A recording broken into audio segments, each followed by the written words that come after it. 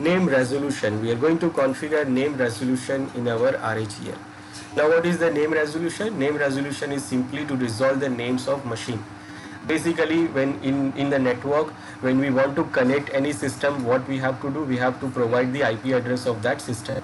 We have to use the IP address to connect the other system. But IP addresses are numbers, and humans are not able to remember more numbers. We can remember the IP addresses, we can remember the names, but we can't remember the IP addresses, the numbers. So what we do, instead of using the numbers, instead of using the IP addresses, we can access these remote machines by using the name. Now for accessing the remote machines by using the name, for that our machine must understand the name, because these machines don't understand the name. They can't do the communication by the name. Like for example, if we have one machine here and that machine name is PC1, and we have another machine here which machine's name is PC2.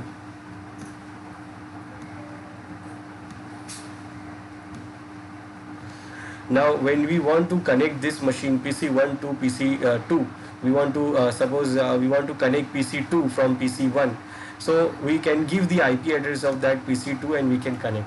But if we don't know the IP address, and we know the we can't remember the IP address, because suppose we are having hundreds of machines and we can't remember every IP address of every machine, but we can remember the name.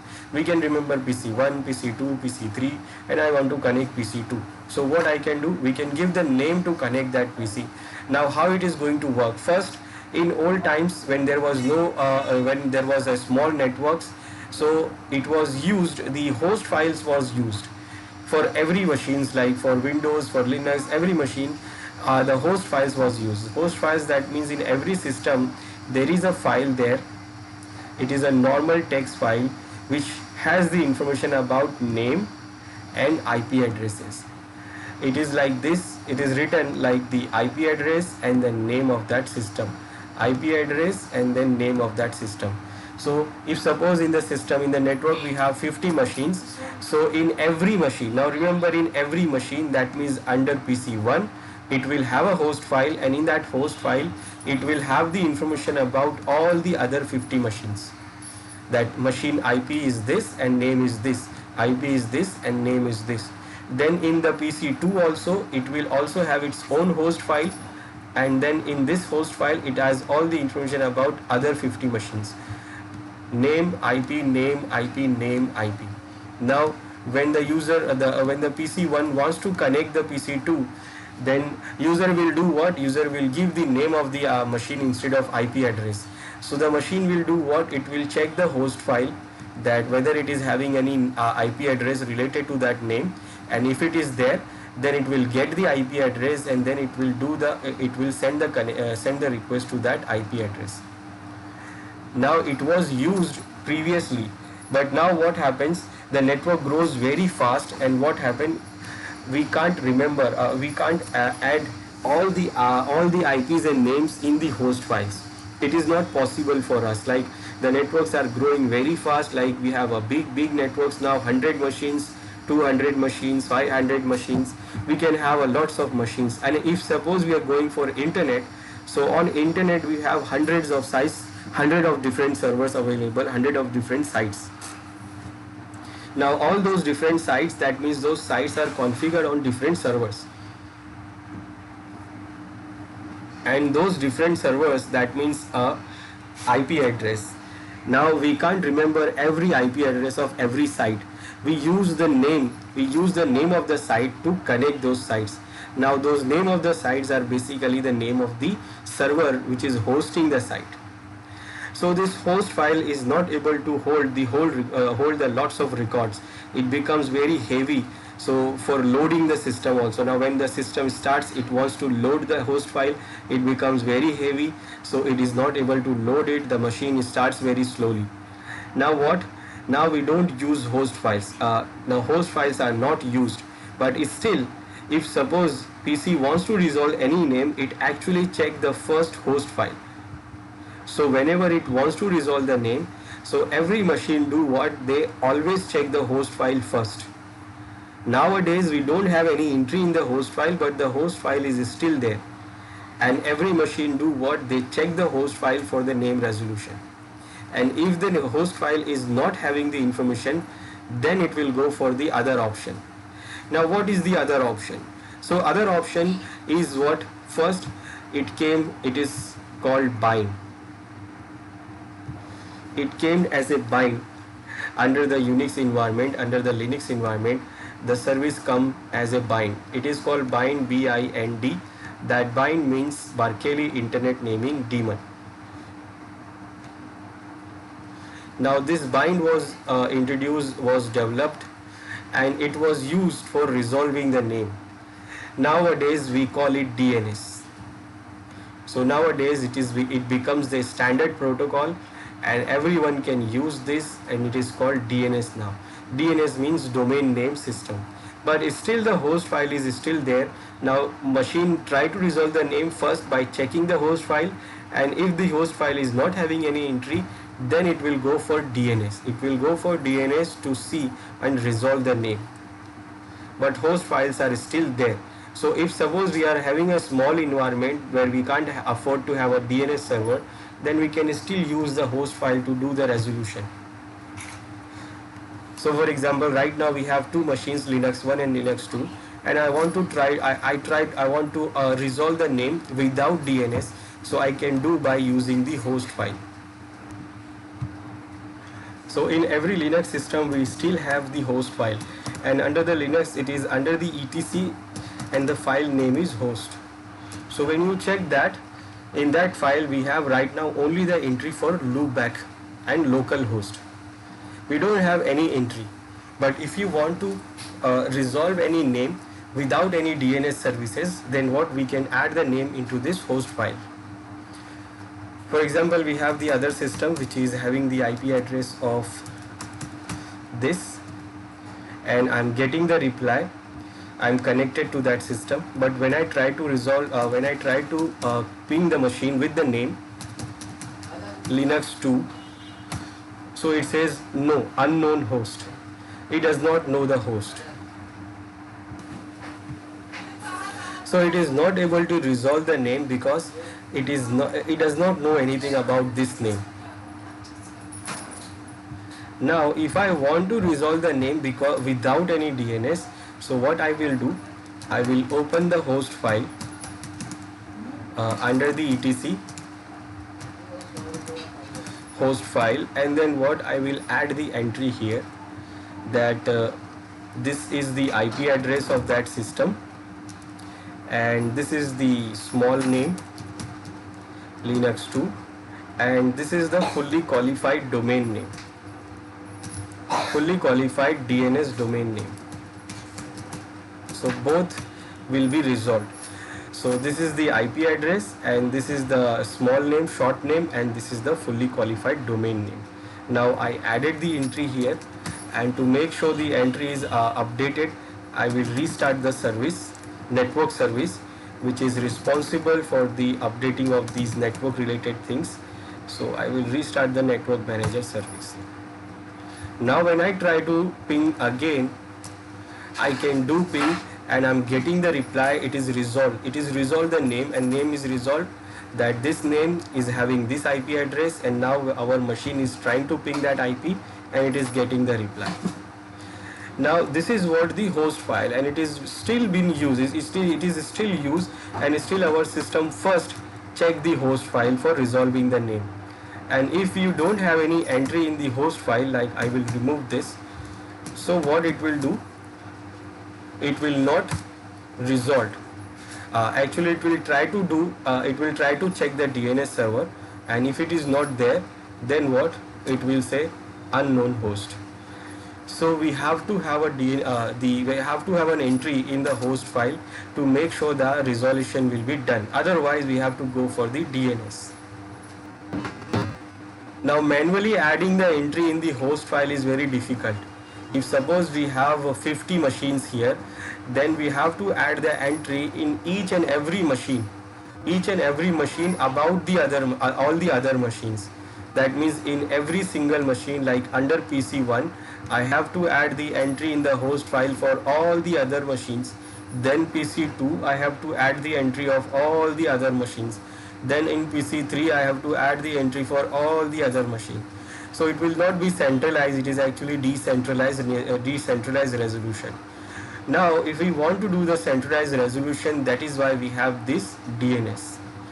It was introduced as a bind, but now it is called DNS. It is a standard protocol now, and we can use this to resolve the names. Now how it works? Now first I will give you an example for the internet, because internet is heavily depending on DNS. If the DNS is not there, internet will not work.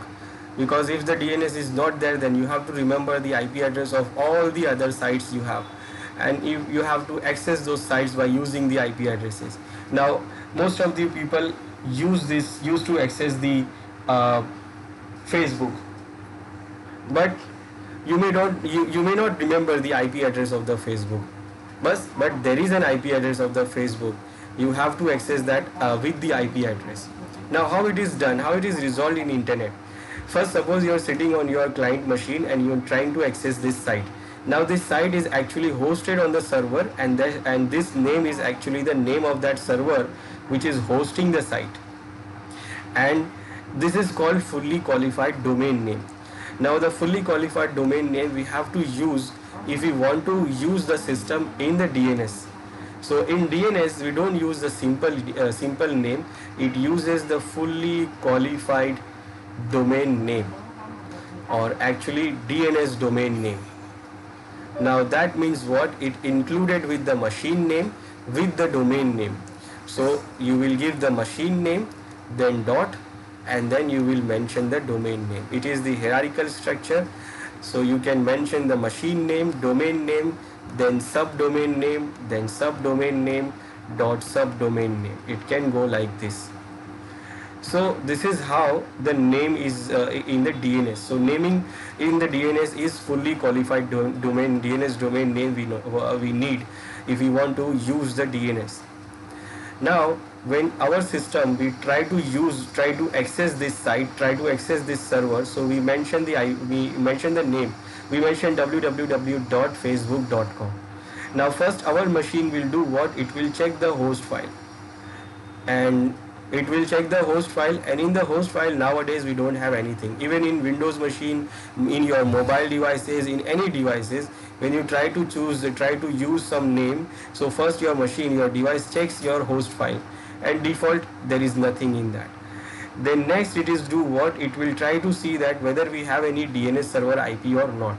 Now when you are connected to internet, so what you will get? You will get the IP address for your system. Then you will get the gateway. This is very important. That means you have to go through the gateway to go to internet. Then also you will get the IP address of your DNS server. If you don't have gateway or if you don't have DNS, then you are not able to access the internet. So the DNS server IP is important for you. Now DNS server IP will be the IP address of your service provider. So actually the service provider has their own DNS servers, and these DNS servers are normal DNS servers. So in your machine you will get the IP address of that DNS server. So first your system checks that in the host file, is it entry related to this or not, and if it is not there, then what it will do? It will check the DNS. So if the DNS server IP is there, then it will send the request to DNS server. Now this DNS server is actually a normal DNS server. Now normal DNS server do what? They check that what is the domain name. This is the domain name.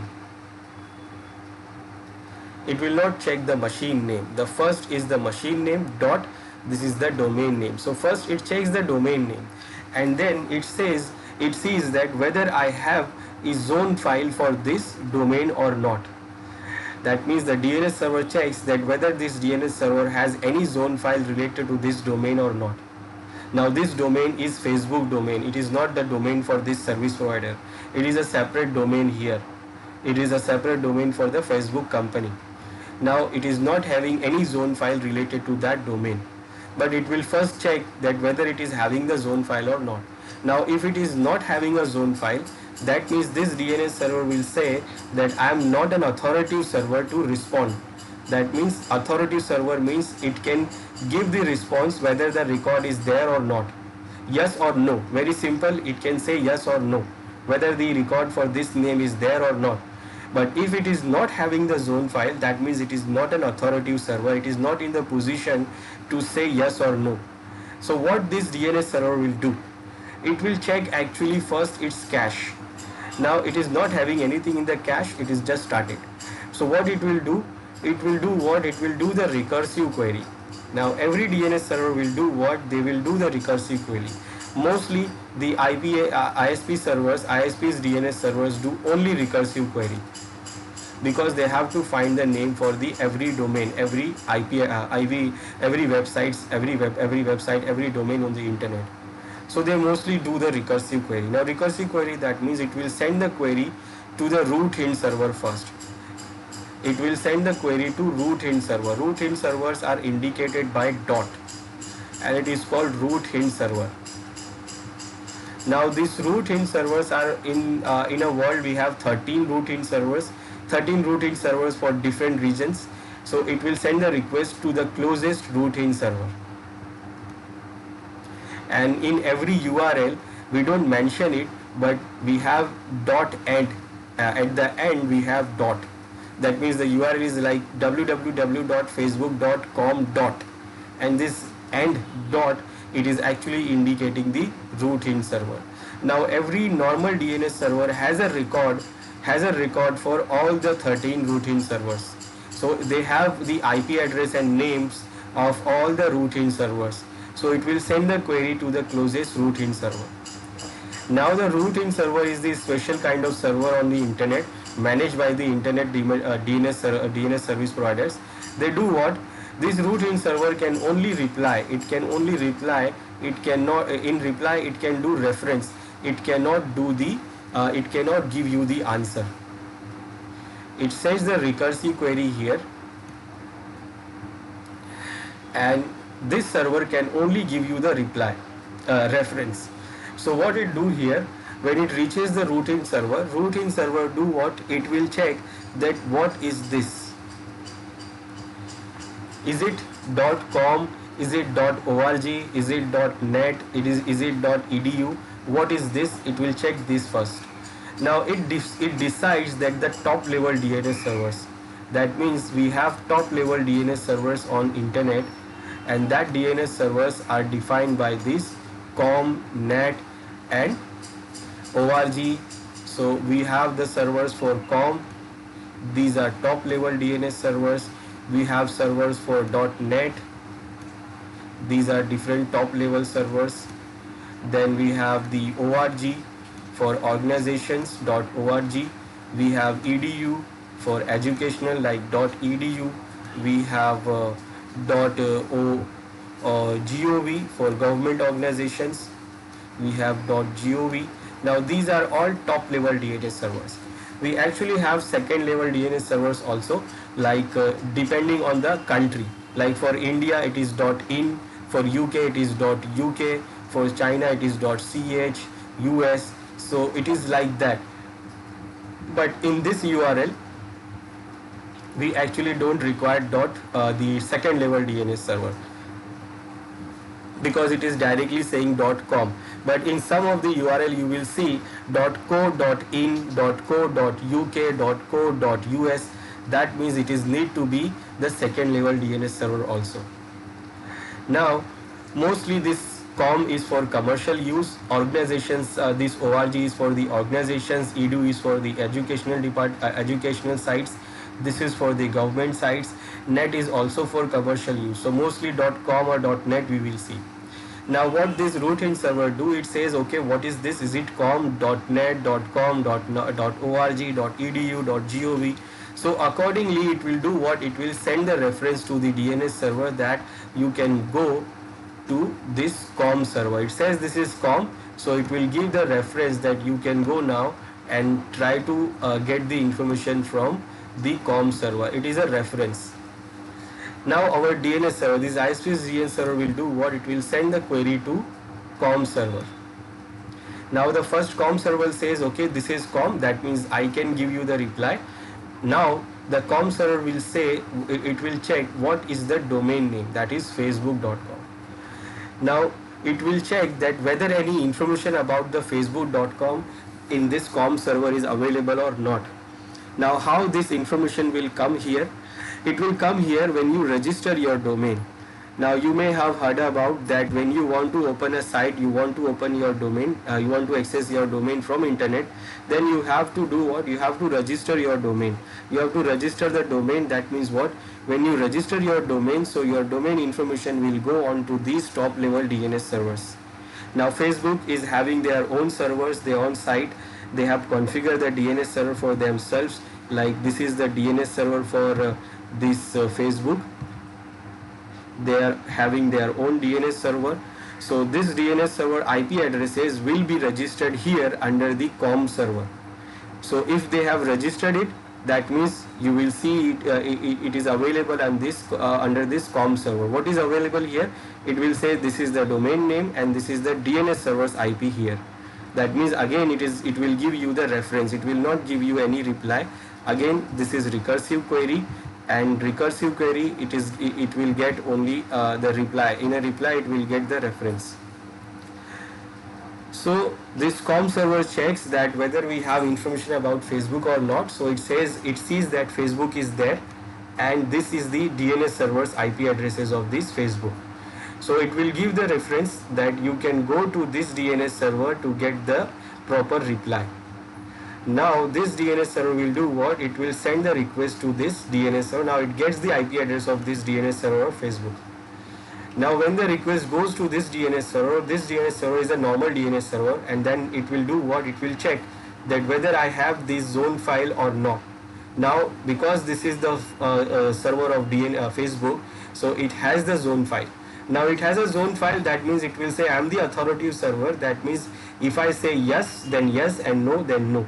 That means whether the record is there or not, only this server can say and no other server can say. And now it will not do any recursive query. Now once it is decided here that this is the zone file, this is having a zone file for facebook.com, then this DNS server will do what? It will check what is the name. What is the name? www. Now mostly it is an alias. Alias, that means another name of another name of the main original name. Like maybe there is a server here, and this server is hosting the Facebook site, and maybe the server name is *1. The name of the server is *1. But they can do what? They can create the alias for it. Maybe the IP address for this is 1.10.0.0.1. Let's for example. So it will have a record under the DNS that this *1 is the name, and the IP address is what? 10.0.0.1. But mostly this www is an alias, so it will also have a record here that www is also there as a alias, and it is an alias of *1. Now some of the organization do what? They directly name their system www, or they name this as a alias. So your DNS server will check, this DNS server will check www is available. Now what is the meaning of www? So it means *1. Now what is the *1? That means it is this IP address. So it will get the IP address of this www. That means it gets the IP address, otherwise it will get directly the IP address from www and the IP address. Whatever, sometimes you don't see www, you will see different name here. mail.google.com, you will say mail.google.com, you will see other names, you will see multiple other names here. It is not compulsory that you will have www here. It is not having any significance. It is actually a simple name. It is just a name. So it is mostly have an alias because they do what? They have one server which is doing multiple things.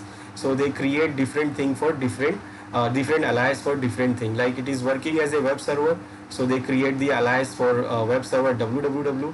Now the same server is working as a mail server, so they can create the another alias for the same server as a mail.facebook.com. So the same machine is doing multiple two jobs, and it can be accessed by using two different names, but the same machine is same, and that is why they create the alias.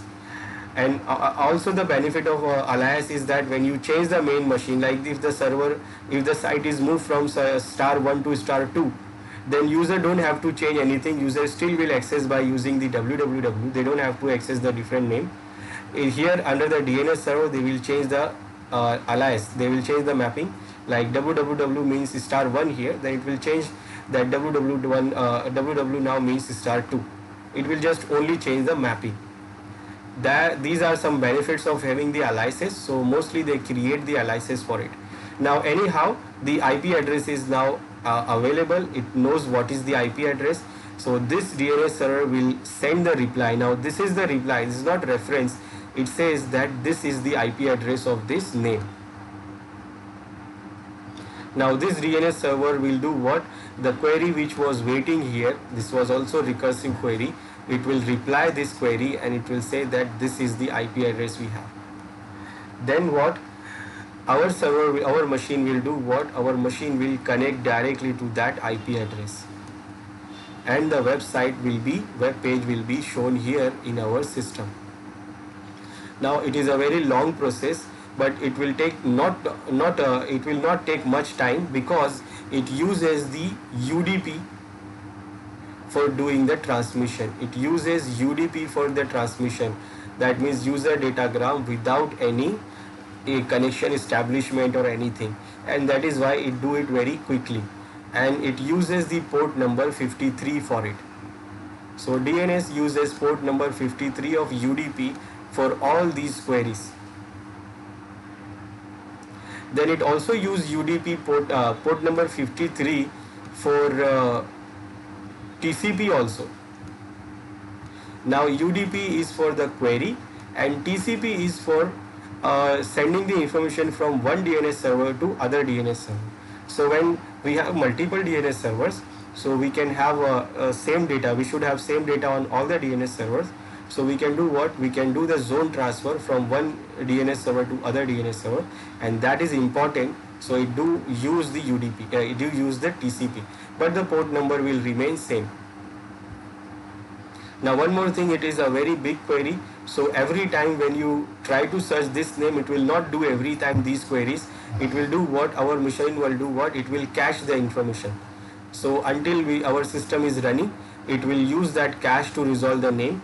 And once our cache is cleared, then it will again try to go to host file, and then again try to go to DNS. Then again the DNS server, these DNS servers also do what? They do the caching also.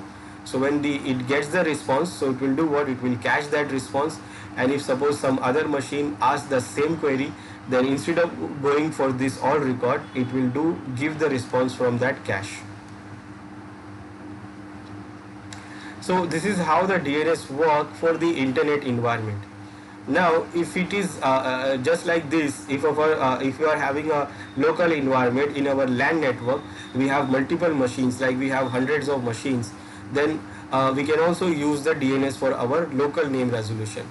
So if suppose we have PC1, PC2, PC3 here, we have PC1 here, we have PC2 here.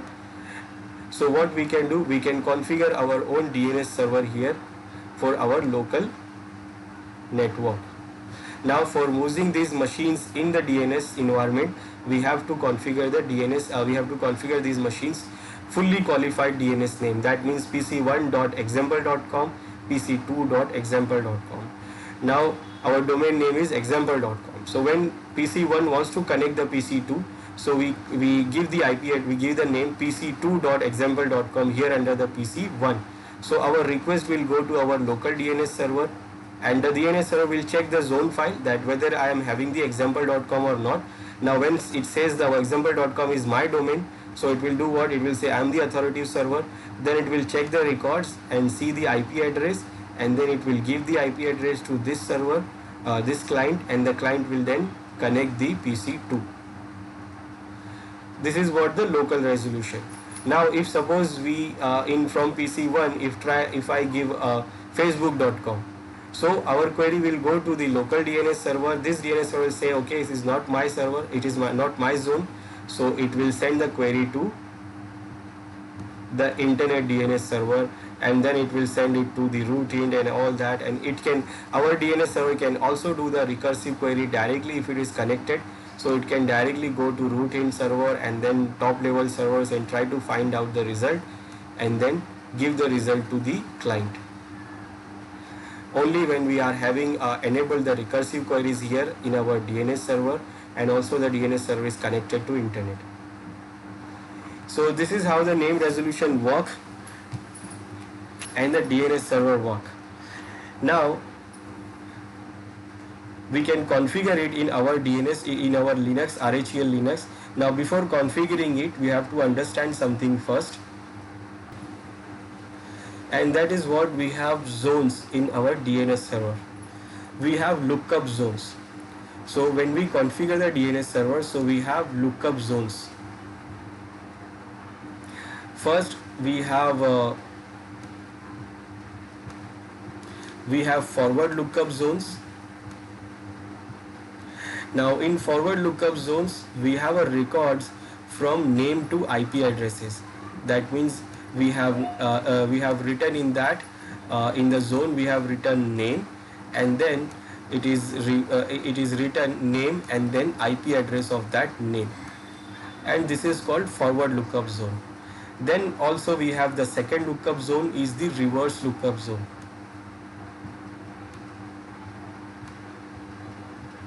Now in the reverse lookup zone, what we have is the IP address to name. That means in this reverse lookup zone we have the records of IP to name. So if suppose anyone sends the query, the client sends the query to resolve the name, so the query will go to forward zone and it will resolve the name by IP address. Then if the query comes from the client to resolve the name from the IP address, it will send the IP address and it wants to know the name, then it will go to reverse lookup zone and then it will get the name from IP address. But the reverse zone is not required mostly, because when you try to get try to connect some machine and you don't know the IP address, so you send the name to DNS server to get the IP address.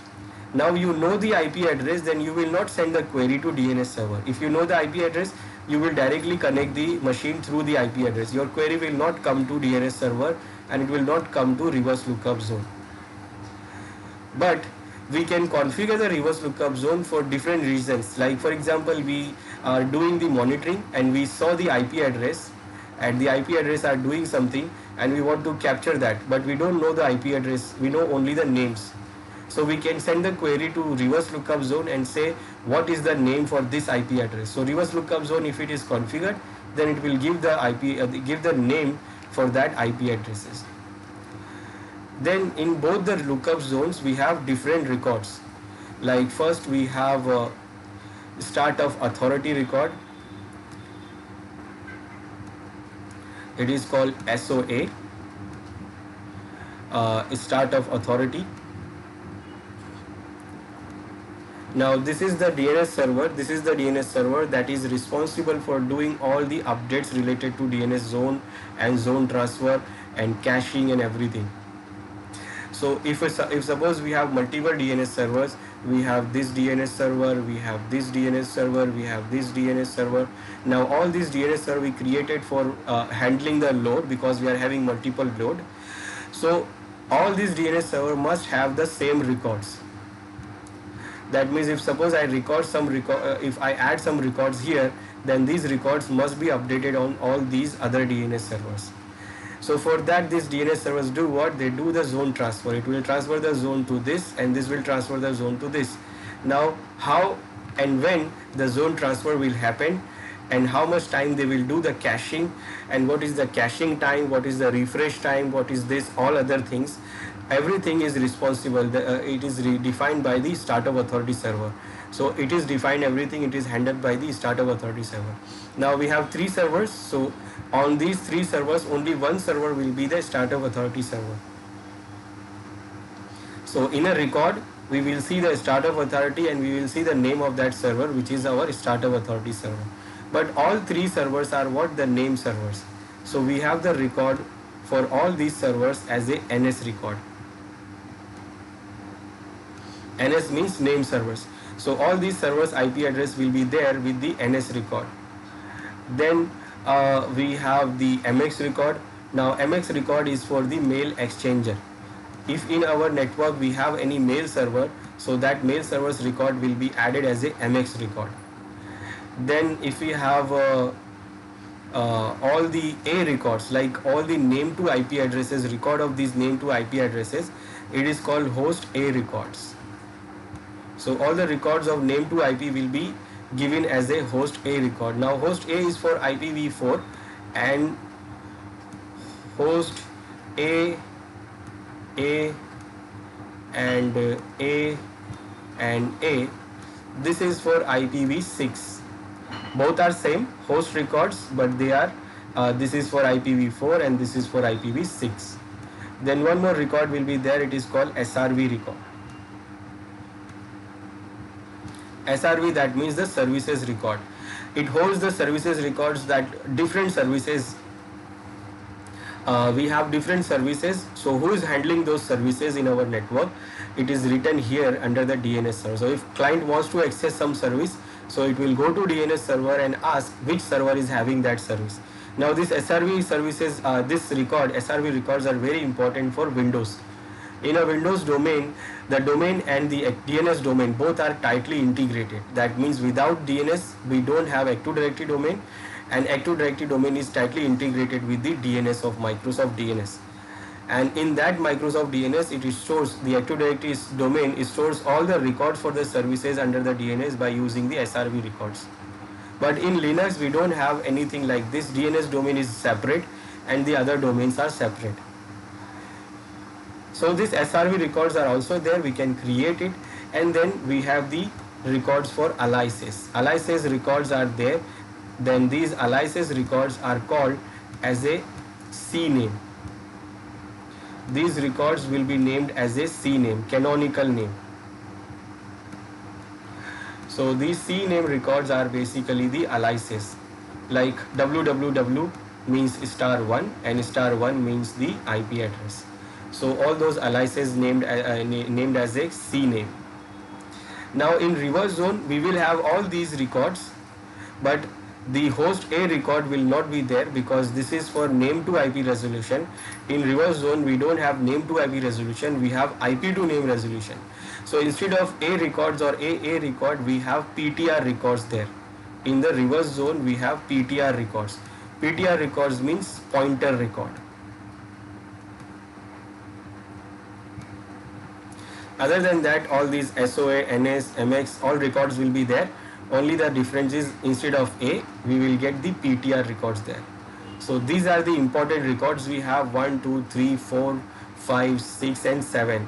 So in this DNS, we have these 7 important records under these zones, forward or reverse zone.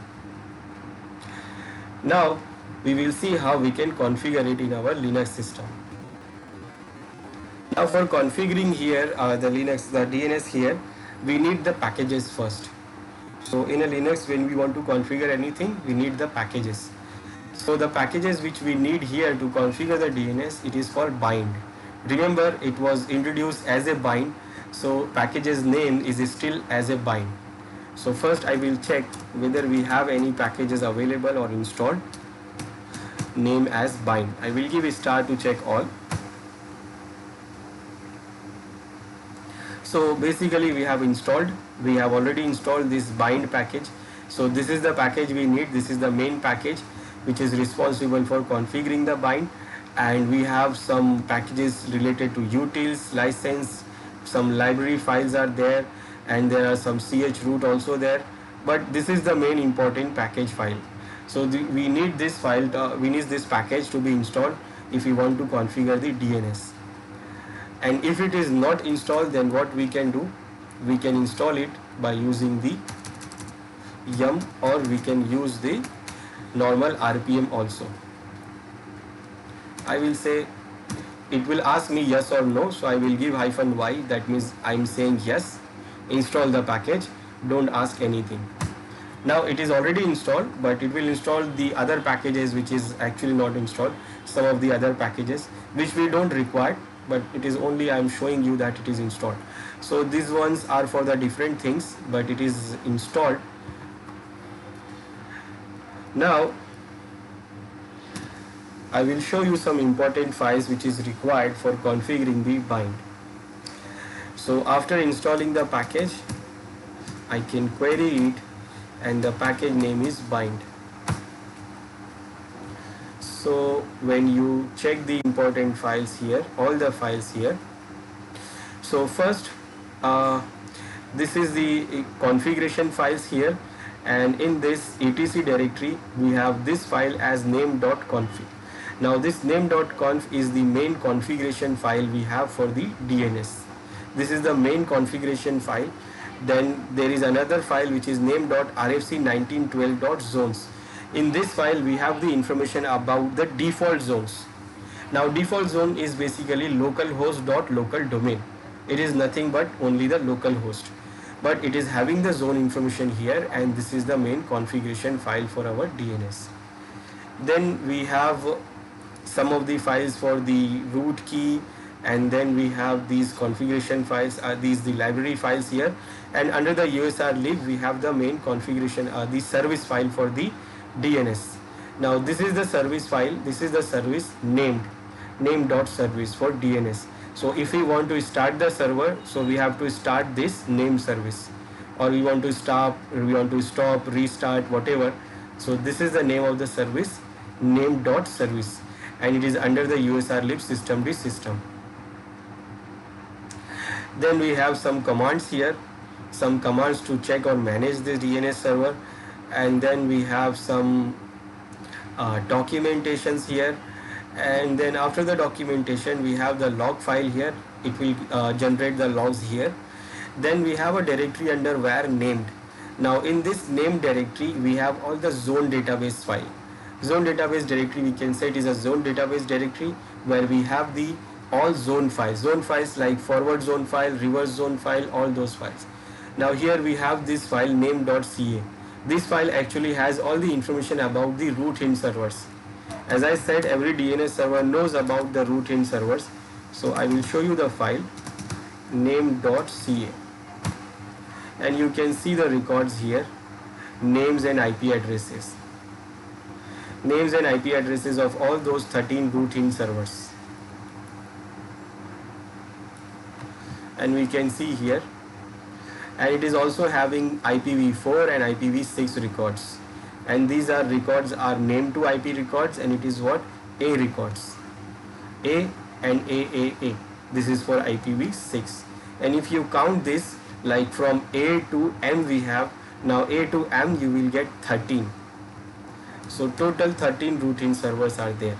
Now other files are like, for example, this file is the default file for the forward zone. This is the file for the default file for the reverse zone. Nothing, we have nothing in this, only localhost and local domain. We don't have anything. Now first we have to make sure our machine is having the static IP address, and then our machine must have the fully qualified domain name, DNS domain name. That is the machine name dot the domain name. Otherwise we are not able to use the machine for the DNS. Okay, so we have installed the package, the machine is having the static IP address, and also it is having a fully qualified domain name. So now what we will do, we will configure this by using the main configuration file. So under etc we have this as a main configuration file.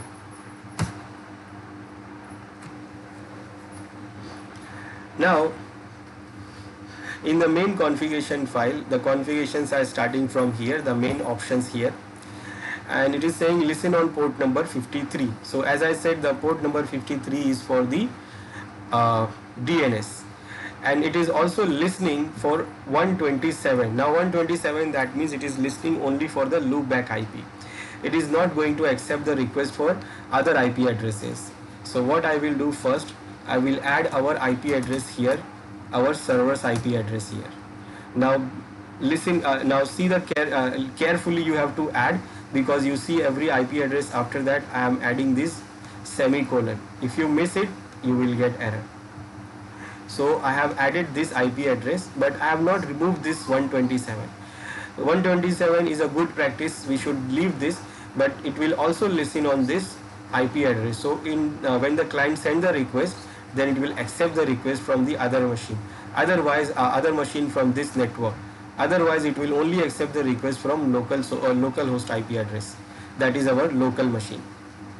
Then the same for IPv6 also, still it is listening for IPv6 loopback address, but if you have IPv6 also, so we can assign that also. Then here it is defining the directory, database directory for zone, where named, we don't have to change. Where there is a dump file is also there, the statistic file is also there, and also memory statistic file is also there. So it is stored there, and it is going to create going to store this information here under this file. Now here it is saying allow query. Again it is listening query from localhost. That means it will only accept the query from localhost, not from any other machine. So what I will do, I will remove this localhost, and I can give my own domain name. I can give the network IP only listen to my network IP, or I can say any. Any means any client, it will accept the request. So what I did here, I added the server's IP here, and also I have changed this local host to any. Now next, when you go down, you will see the option for recursive query. This option is enabled here. That means the recursive query is enabled, and the server will do the recursive query. If it is not the authoritative server, then it will try to find out the name by using the recursive query. Now if you don't want to do the recursive query, then you should just say no here. So it will disable the recursive query. These options are for DNS security. It is enable validation. Then these are the keys it is going to use for the secure query. Then this is the logging option. It is going to generate the log. Now here it is created the zone for the dot, for the root hint. It has created the zone for the root hint. The type is hint, and the file is name.ca. That means if it is want to get the root hint server, then it will get the information from this file.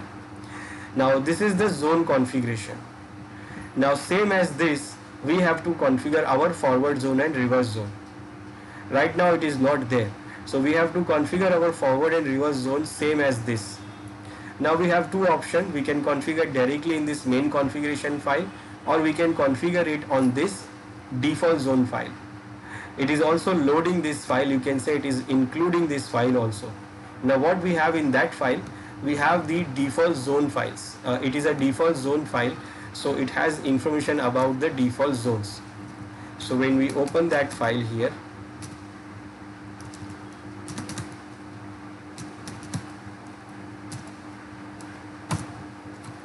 so we can see the information here of zone, and these are the default zone, like zone for the domain local host local domain, and this is the file, this is the default file used for the forward zone. This is the forward zone, and the reverse zone is like this, where we give the IP address, and this is the reverse zone file. Now this is the default. Now if we want to create our zone, so we have to create it like this. We have to create it like this. So we have option to create directly under this file. It is going to be loaded, or we want to or we can create it under this main configuration file. Now I am going to create it here directly under the main configuration file. So first I will say this is my forward zone, forward lookup zone. I'm commenting it so that I know what I have done, and I did copy from that file, so I will paste it here. I will remove what I don't want.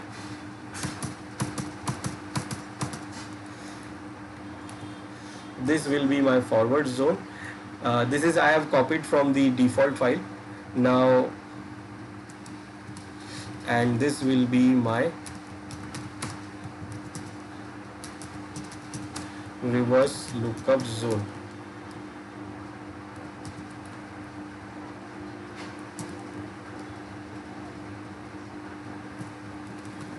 Now this is just a sample, I got it. Now what I will do, I will configure this. So first zone, now here we have to mention the domain name. It is saying default localhost, so I will remove this localhost and I will add our own domain name. My domain name is example.com. So here we will mention the zone name. This is our forward zone where it will resolve the name to IP. Then we have option to select the type. Type is master. Now master means we can create two type of zones, master and slave. Master server, master zone, that means it is having the read write option. It can create and delete the records. And in slave zone, we can only get the record from master zone. But first we have to create master. Then the information for our zone will be stored into this file. Now this is the default file, so I will remove this. I will create my own file for the forward zone. So I will say this will be my forward zone file. Now this file is not there, we have to create the file. Then allow update. Now allow update is tricky here because in Windows we have the Active Directory security, but when we don't have the Active Directory security, when you are creating only DNS, in Windows also you don't select auto update. Auto update, if we don't have a secure Active Directory security here, in DNS we don't have Active Directory, so we should not use this auto update. Auto update, that means client will update the records automatically. But because of no security, anyone can update the record. So that is not secure, it can be a problem. So auto update will be disabled. But if we want, then we can enable the auto update by using the DHCP IP address here. And we can allow the DHCP to update the records. So whenever the DHCP changes, it can update the record. Now I'm not allowing the auto update, so manually I have to create the records and manage the records. Then we have to also allow the query for this zone. So I will add one more option here, allow query, and I want to allow for any. You can also allow the query for any domain name, or you can allow for only the network, but I'm allowing the query for my for any, that means anyone can do the query. Make sure you give these semicolons, curly brackets properly. Spelling must be properly. If you misspell, then it will not come as a color, this color. So you have to make sure everything is right. Now you have to close this curly bracket which is started here. We have to close this here with the semicolon also. So this is the forward zone. Now I will configure the reverse zone. Now in the reverse zone, first we have to mention our network IP here and in the reverse order. So our network is 19.0.0.0. So I will mention the 19.0.0. Now the last one I will mention in this zone file. In the zone file I will mention the last numbers. So this is how we mention the forward zone, and then it is again master and the file.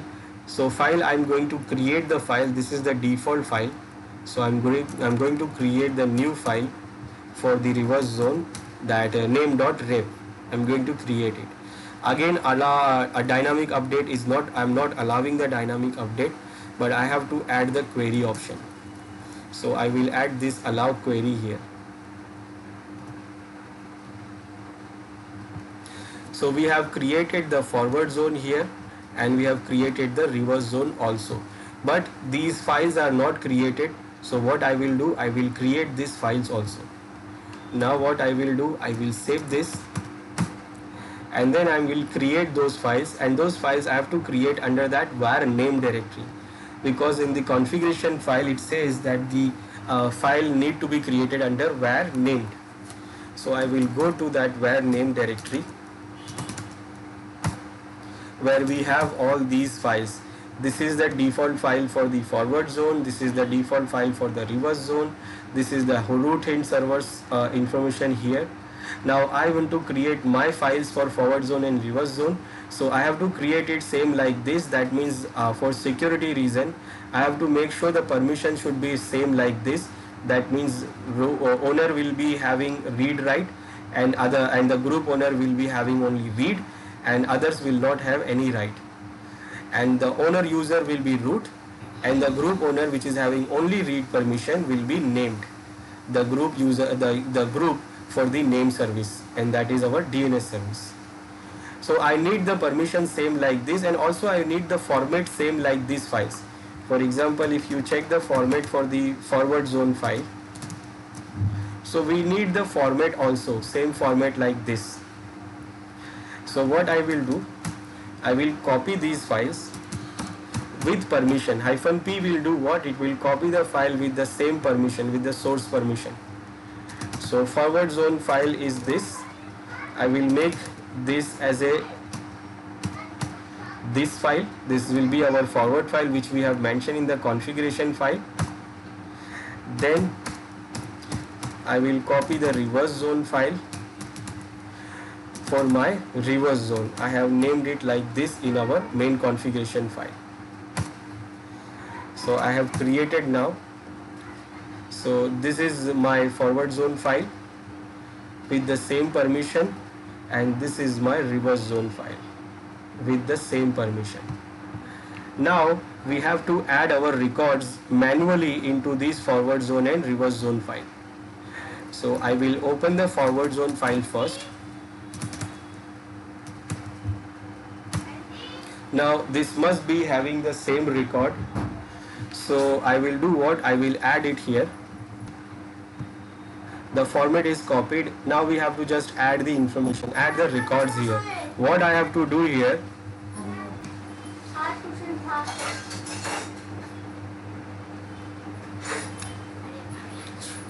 okay, so what I have to do here, this is the default one, so I will change something from here. Like first I have to add the SOA record. Now we have only one server, so I will add that server name here. That is our linux1.example.com. This will be our SOS server. Then here we have to add the email address of the DNS admin. DNS admin, that is the responsible for managing this DNS, and if anything goes wrong or anything comes, the mail will go to that mail address. Now mail address we give like this. We will give like this, the root at linux1.example.com. We will mention the email address like this, but it is showing red here because in this file it will not go like this. Instead of at, we have to give dot here, but it is still considered as a email address for that user. Now these are the other informations which is responsible for the startup authority servers, like serial number. It is useful when you do the update from the records. From when we update the records, these serial numbers will be updated, and if we have multiple servers, then they will talk to each other by using the serial number. It says who has the latest serial number, so the server will send the record to the other server. Then the caching will remain 1 day, refresh, retry, expire, or minimum for the caching. Then here we have to mention the name server. Now name server is only one server we have, that is Linux 1. Then we have to add the records here for names and IP addresses, like host A records. So host A records, that means we have Linux 1, that is internet A address, and the IP address for host Linux 1 is this. Then so on, we can manually add all the other records. So Linux 2 IP address is this. Then we can add all the informations we have. Linux 3,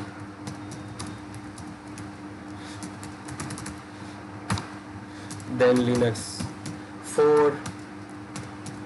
So all the records which we have, we will add them manually here, because we have not added dynamic. We have not allowed the dynamic update. So just like this, we add all the records. So this is what the forward zone, and we have the A records here. Now we will configure the reverse zone file. These information will be same, only instead of A records we will add the IP2 name record.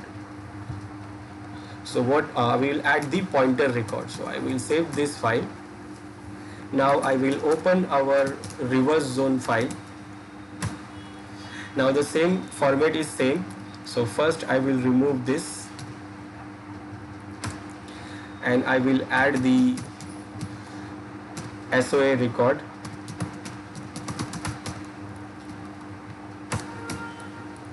Then I will add the email address, that will be root dot linux1 dot example.com. These will remain same. Now NS server, we have only one, Linux 1. Now this is very important here in the reverse zone file. We have to mention dot at the end of the name. This is not we have done in the forward zone file, but in the reverse zone file, when we create the pointer records and the NS record, we have to add dot at the end. Now for example, the first Linux 1, so Linux 1 has 19.0.0.1 IP, this 19.0.0.1, but the 19.0.0 we have already given into the zone file, zone configuration. So here I will give only one, and that is PTR, and that is for Linux 1. Now remember to add dot at the end. Then 19.0.0.4 is for Linux 2. Linux 2 dot. Then 5 is for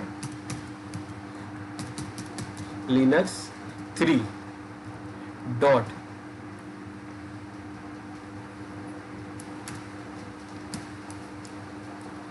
Then 6 is for Linux 4 dot. You have to make sure you end the name with dot, otherwise you will get an error. Now we have configured everything. We have configured the main configuration file, we created the zone, we have configured the zone files also. Now we are ready to start the service. Systemctl status named. Now this is the name, this is the service for our DNS server. Right now it is not running. So what we'll do, we will start the service and make sure the service is running every time. Now we have to check whether it is giving any error or not. So the service is started, there is no error, but there is error here. Error is actually for resolving that A records and DNS security keys. So it is not able to reach that root hint servers, and also not able to reach these keys, root hint servers basically the problem of root hint server. So but the service is running, it is started. If you have made anything wrong in the configuration file, service will not start. Now to resolve the name, every machine in our network, including the server also, they all should know what who is the DNS server. So nmcli, let's check the configuration here. Device show for our interface, that this knows the DNS or not. So it is saying DNS server IP address is this, and our machine IP address is also this. That means our machine is the DNS server, and our machine knows that our machine is DNS server. So we can do the resolution from here. So we'll check that whether DNS server is working or not. Now to check the DNS server is working or not, we will use the command dig. This dig command is especially for checking the DNS records in Linux. So I want to check the forward zone first. So I will give dig and then linux1 dot example.com. So it do what? It do the query and get the answer. So it gets the answer here. It says this is the question, linux1.example.com. It's an A record, and this is the answer, that this machine IP address is this. Authoritative section, it says who is the authority server for this domain. It is this server, NS server. and then it is sending the record only in this second because it is a local query. Now we can try to resolve the other one like Linux 2, and we can see this also correct. Then we can try to resolve Linux 3, and this is also resolving. Now forward zone is working properly. Now we'll try to do the reverse zone. Now for testing the reverse zone, we'll use dig-x, and here we will use name IP instead of name. I want to see the name of this IP. So now it is giving this query 1 answer 1, and it is what the PTR record, and the PTR record for this IP address, and this is the name of that IP address. It is coming from this DNS server. We can check this, it is also right. Then this, it is also right. So queries are giving, it is working properly DNS server. Now if we want to resolve it from the client side, then what we have to make sure the client knows the IP address of DNS server. If it is not know, if it is don't know, then what we have to configure the IP address of DNS server there in the client. Now this is our client. First we will check that the client knows about DNS server or not. So I will see the configuration of the network, and okay, it also knows that this is our DNS server. If it is not, then we have to configure it here. We have to configure the DNS server IP as a 19.0.0.1. Now it knows the IP address of DNS server. Now we will try to dig here that whether it is trying to resolve, it can resolve the name or not. Now when you try it here, you can see that it is resolving the name. It is resolving the name. It is resolving the name here. It is coming from this IP address. We have query 1, we get answer, we get the IP address. We can try to resolve the other names. We get the IP address also. We can try to resolve the other name, and we got the answer. We can try to resolve the reverse zone also by using dig-x, and we also get the answer. Now this is the dig command. If it is not a Linux system, then we use nslookup. nslookup will also work here. We can try to check that what is this. It can give the answer that this is the DNS server, and this is the name, and this is the IP address. We can check what is Linux 2. So it says that this is the name and this is the IP address. So we can use the nslookup also, and we can use the dig also. Now if I try to ping the server 1, Linux 1, so I don't have to give the IP address, I can give the name, and it is going to resolve. It is resolving the name from DNS server. Now we have to make sure the configuration is right, otherwise it will give the error. For example, I have told you that in the reverse zone file, if you have an error, if suppose you have missed the dot, like in the reverse zone file,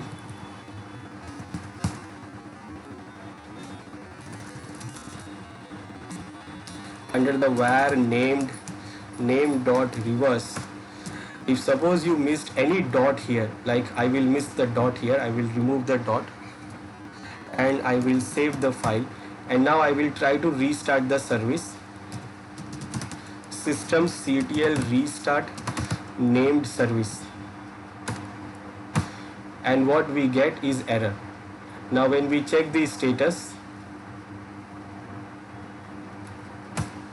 it shows the error here. You will not understand by the error that what it is trying to say, because it will say something different. It is the only problem of that dot. Now if you are not understanding that, then we can use the other commands like ch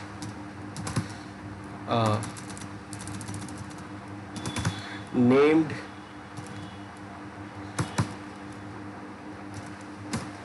hyphen check config. This command to check the configuration file. If you have made any mistake on the configuration file, so you can give this to check the configuration file. There is no problem, that means configuration files are okay. Now you can check the zone configuration file. check zone. For checking the zone file, you have to mention the domain name also, example.com. That means I want to check the zone file for this domain, and the file is where named forward file. I will try to check forward file, and it is saying it is okay. Now there is no problem in forward zone file. Now I will check the reverse zone file. Now here is the problem. It says NS record for this name has no address record, A or triple AAA. No label due to errors. No, not loaded B due to errors. So there is an error, and what is the error? It is only the dot, but it is not saying about that. It is saying that this name does not have any record. Now you know that the error is only the name, only the dot. So we can fix this. So remember, it is important to have dot at the end of the name in reverse zone file. So even a small dot can make a problem here. Now I will try to start the service again, and when we check the status, it is okay, it is running. And when we check the configuration file reverse zone, it is also now okay, loaded successfully. So this is what the DNS service we have configured in our RHEL server. It is also called bind because it was introduced as a bind. Now it is a standard protocol DNS.